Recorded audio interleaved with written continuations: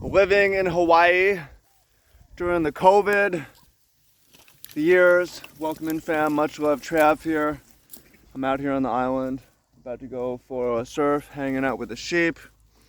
But there's another side of paradise that I want to share with you, going into the pros and cons. You might have seen my videos on pros and cons of living in Hawaii, living on Oahu. And in this video, I'm going to break it down to you how it's changed with coronavirus. So welcome in, fam. Much love, Trav here. As always, I'm just sharing about a place that I love that I think is awesome. I'm going to share the good and the bad. And it's not an invitation for everyone to move here. It's not for everyone. It's gotten a lot harder for people in some ways. So let's start with some of the negative.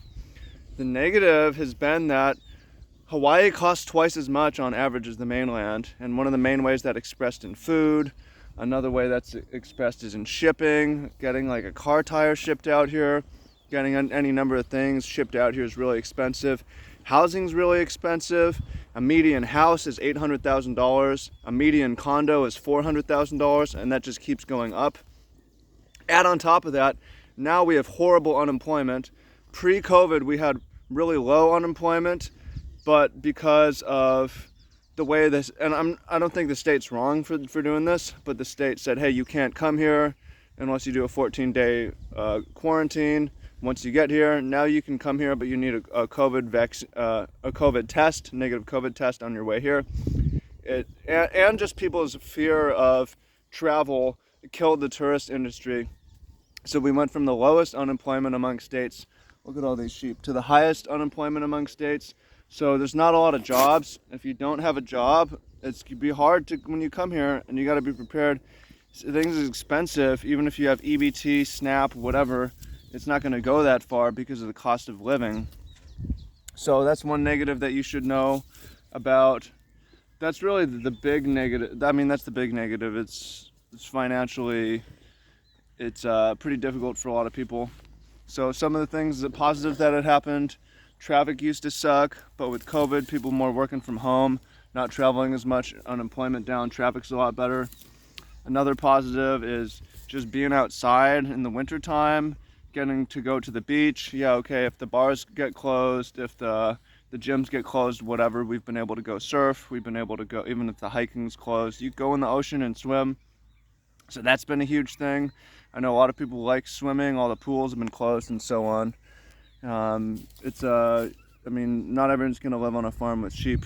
That's my version of it though. But personally, it hasn't affected my day-to-day life here. It has caused some problems, but it hasn't affected my day-to-day life so much. Not just because of living in Hawaii, but I guess because I'm an essential worker or doing essential work, and the animals always need sweet love and so on.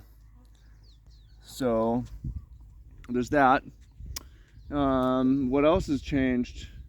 Well, obviously not as many people come here. People are coming more, but it used to be a cool place where a lot of my different friends, people I'd met around the world, would come out and visit. And a lot of that's changed, just not as many people coming out because, for obvious reasons, people don't want to travel. There's fear. It's harder to travel here. That's one thing that's changed. Another thing that's changing is there's starting to be some remote workers coming out here, like people who work online, or like, I can live anywhere, so let me come to Hawaii. And then there's this sort of weird lifestyle where you work online and then I don't know what you do, you go to the beach. And I think it's fine. Bring your money from outside of the state, spend it in the state. I know not everybody's happy about it. For the same reason not everybody's happy about a video like this, just drawing attention, move here. People think I'm not even from here. I'm telling more people they should move here. That's not what I'm doing in this video. I'm trying to give a realistic sense. Like, if you don't have a job, you don't have a job lined up, you don't have a lot of money saved, you shouldn't come here. You're gonna have a bad time. We have a lot of homeless people. You don't want to be one of them, and that can happen, right? So, yeah, be prepared to work, be prepared to hustle. What else can I tell you about living in Hawaii during COVID times? One thing I really do like, I I mean, it's a mixed thing. I guess I'm lucky because of the essential work I have, but I've been really happy with the travel quarantines that make it hard for people to come here, because as a result, the amount of COVID we had has been pretty low.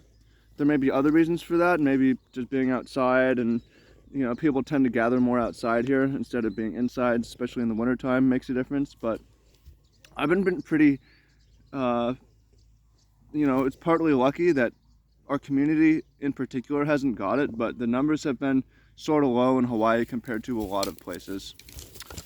So that's been really cool. One thing I like about, and I can say I've been happy about the governance.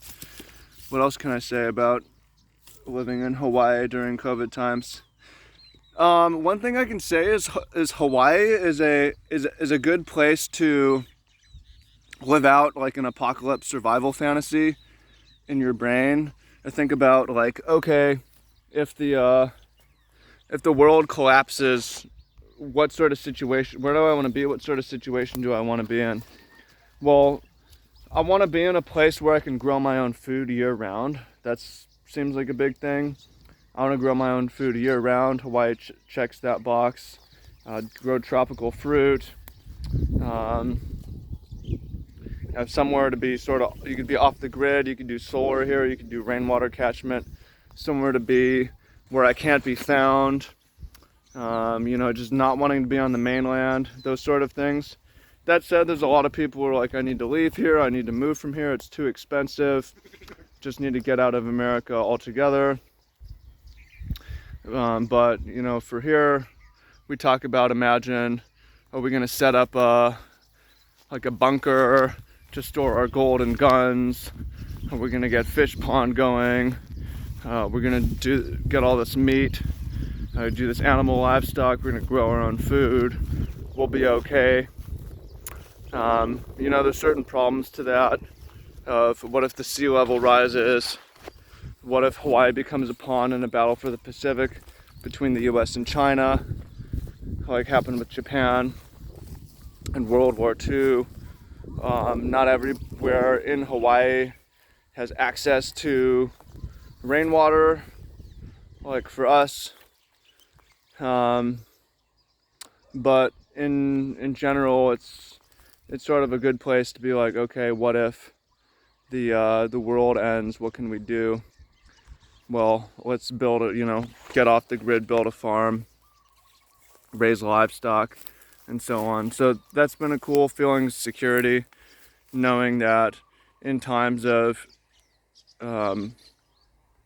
disaster, societal collapse, economic collapse, usually it becomes more important to grow food, and people who are growing their own food do particularly well for obvious reasons. It's competitive. People want to take land. People are going to almost show up. That's another thing that I noticed is increase in crime, which is understandable when people are financially unstable. So, experience this when we buy produce from our community. We have a food hub, and there's been just like a cash box where if you show up with your bananas, we give you cash. And word gets around, some guy showed up with a gun and stole our cash box. Seeing more stuff like that, more crime. But I think you're starting to see that in a lot of places, like everywhere, right? So those are some of my thoughts. If you click on this video because you live in Hawaii, try to be positive, but if you feel negative and you want to vent, you can do that too. But try to show some aloha, try to be grateful. Again, I'm not telling everybody to come here, and we don't need to tell everybody to go home either. So if you're thinking about being out here, please ask a question. If you have an experience of living here during this time, comment down below. And then, let me quickly share a little bit about, my experience in particular with COVID. One thing that changed for us during COVID particularly is our business has gone way better, the farm business. Reasons being, people want to move away from, people were, restaurants are closed and people were afraid to go to grocery stores, so people wanted to cook their own food more, so they started to care more about the quality of their food. So us offering organic, fresh, local, and directly to customers has been a hit. We call it CSA, Community Supported Agriculture, but our products are like Fresh Harvest Box or Fruit Box, Build Your Own Box. We built this online store. We went from 60,000 a month to 200,000 a month. So our business doubled, tripled. The COVID money made a big difference to us. Not only did the farmers get their stimulus checks, which helped them, but we got like 500,000 from PPP, Paycheck Protection, so we were able to bring more people on. And then we didn't get too much of the CARES money. This is from the first batch of stimulus, but a lot of our partners did, and it was earmarked to spend on only local agriculture, local food. So we've had a ton of money coming in to buy food from us and spend it on buy food from us and give it away to food banks. So we've been able to help give away a ton amount of food to people who really need it, frankly. And we've been turning buy that food through our food hub, expand our food hub across the island, supporting a lot more farmers and different vendors than we were before. So this it seems like it's been a boon to local agriculture in a lot of ways. It's heightened things. We've seen a lot of us and our sort of competitors and collaborators business increase.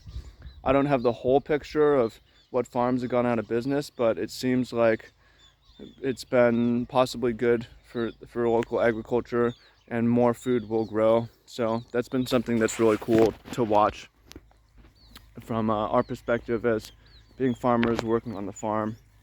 So again, you find this interesting, please comment down below. Let me know your thoughts. I appreciate you. Much love, and talk to you soon. If you think I'm wrong about anything, please correct. Let me just keep sharing other things as they come up. Another thing that's sort of changed is, it used to be, it's still sort of easy, but it's like we have all these other islands. I live on Oahu, there's Maui, there's Kauai, there's Hawaii Island, there's